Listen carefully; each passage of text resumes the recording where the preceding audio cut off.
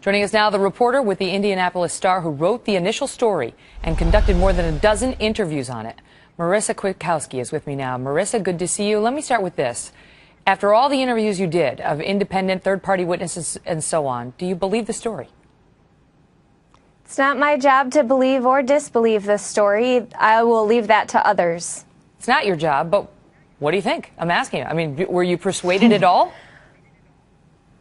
It's not my job to be persuaded either way. My job is to report the facts as they were told to me and to let people draw their own conclusions, and I wrote it that way deliberately. Well, let me ask you this. You've got a police captain saying he believes.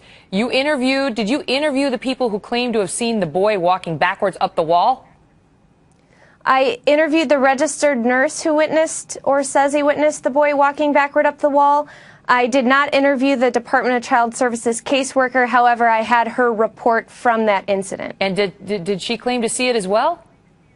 She claimed to see it as well, yes. Do you have any reason to doubt their accounts? I mean, as a reporter, you always go in skeptical.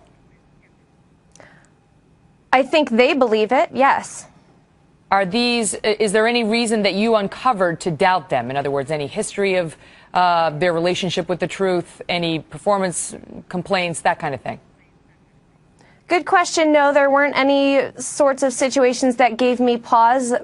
People in credible positions doing typical work and, nothing to report. How many eyewitnesses were there to the so-called possessed behavior other than the mother? Because, the mother may or may not have had issues. There was a psychologist saying she's got some issues and the kids are basically performing for her. How many people outside of the family who are verifying these accounts?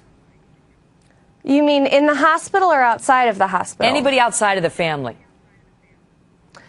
It would take me a bit of time to count, but at least 5 or 6 people who say they witnessed things that were strange. Is there any audio or visual? There are not audio or visual representations of the boy walking up the wall or the levitation. There are photos of things that police saw while they were in the home, but nothing, no demons or paranormal or anything like that. All right, we'll continue to follow it. Thanks for bringing it to our attention, Marissa. All the best. You too.